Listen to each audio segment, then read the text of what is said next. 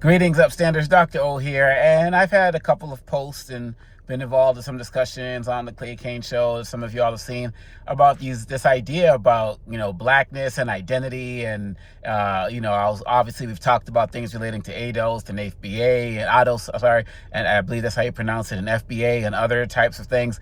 And the comments I'm about to make now are not about a particular group, right? This is about like the comments and the overall ideas and things that I've been seeing from the discussion. And what it just made me realize that and again, this is not about whether you are, about this group or that group. This is not that discussion, all right? I'm just talking about what I've seen from Black folks in terms of their responses. What I've seen just really had me thinking that, like, just wow, the mission of slavery worked. And what I mean by that is that I don't see any other group run away from their roots and lineage as much as I do Black Americans. I just don't. And the only main real difference is slavery, right?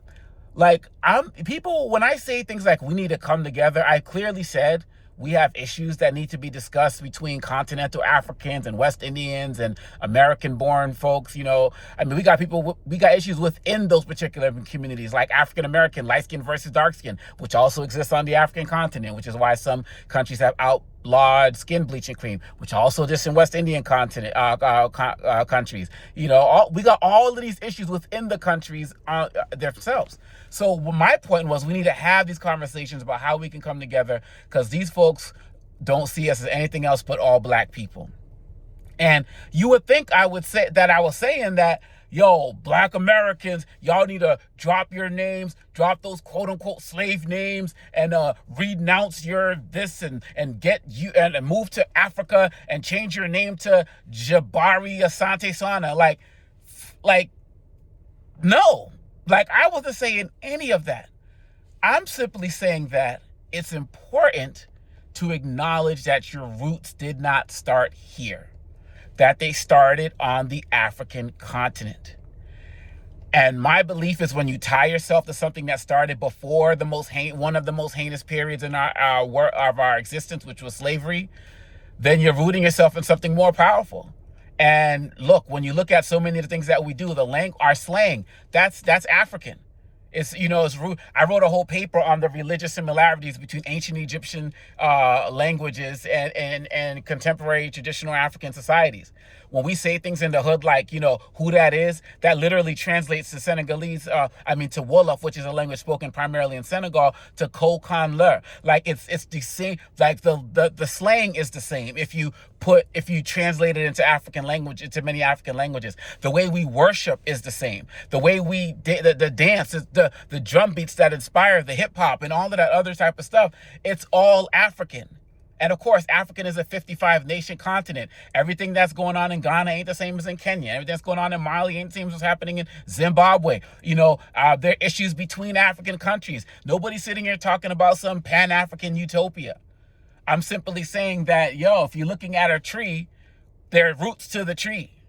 And all of us are different branches and spaces within the tree. Like, that's just facts. But when you see other groups, like, you don't see German Americans relinquishing their heritage. Now, they'll be fine acknowledging themselves as white and so on and so forth, but they don't see themselves, denying their German heritage. You don't see Irish people denying their Irish heritage, or people from Brazil denying, heritage and stuff. And if there's a mixture within the Brazilian heritage that they have, they'll, acknowledge the different things. So what's the difference? Now, of course, within every group, you got self-hating people and blah, blah, blah, blah, blah. People don't want to identify, blah, blah, blah, of course. But the difference is slavery. The whole point of the slave experience was to that was what they called seasoning. When they brought people from African countries, brought them to the West Indies, that was the whole thing. Kunta Kinte and Toby, that the beating out of his name, that really happened. The idea was to remove any connection to the continent. And I see so many of us still doing that today. Like, it worked. We don't even got to fight for it. They don't even got to erase for us. We're erasing it ourselves. And so, look, I respect people's attempts to want to identify themselves. You know, you don't want to call yourself black, or you don't want to call yourself African American, and all these other types of things. Personally, I don't get that ignoring the Africa part unless I tie it to how we have been removed from it intentionally and physically, spiritually, and morally. Fine, you haven't been to the African continent. Many of us have. And many, like Ryan Coogler, you know, that inspired Black Panther. When he was on the continent doing his research, he saw so many things happening on the continent that he did growing up. I believe he's from the South. I could be wrong. That he experienced growing up in America. Like, we think that so many of the things that we do in this country, we just came up with ourselves. No, like the majority of what we do, how we talk, how we worship, how we sing, how we dance, it comes from a place. That's what Malcolm talked about. That's what Stokely talked about, like, or Kwame Ture, you know, talked about. Like, that's what they all talked about. Dr. King was in Ghana for liberation, independence. My point is this: why ignore? And then people are gonna say, well, Africans sold us into slavery. First of all, every African didn't sell every other African into slavery. Second of all, slavery didn't happen like that on the entire continent, the way that people talk about. And thirdly, there was a whole history of Africa before slavery. And no, everybody isn't descended from kings and queens, but all of us are descended from communal, communities and where there was hierarchy and respect to elders and all of that other type of stuff. Not to romanticize it, it just is what it is. Why not acknowledge that's the root of your tree? That is, I'm not talking about the branches.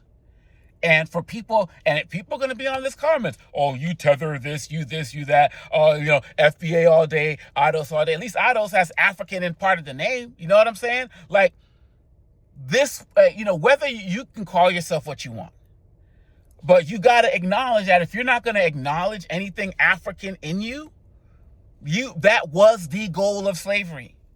And just admit that. And, and just keep it moving. It's just like, again, name me another group that does this, that runs so far away from their roots like we do. When I was growing up, you call somebody African, those were fighting words.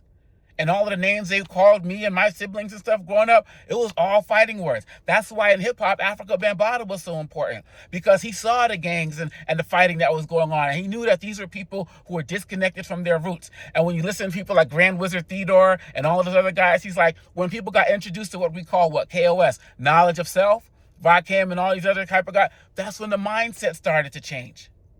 Now, a lot of people find different things to heal them, to spirituality and all the other type of stuff. For a lot of people in our community, it was connecting to something outside of the United States, connecting something outside of the history books that started our history with slavery. Then fast forward to Dr. King, and then if they rewrote some of the books, fast forwarded to Obama.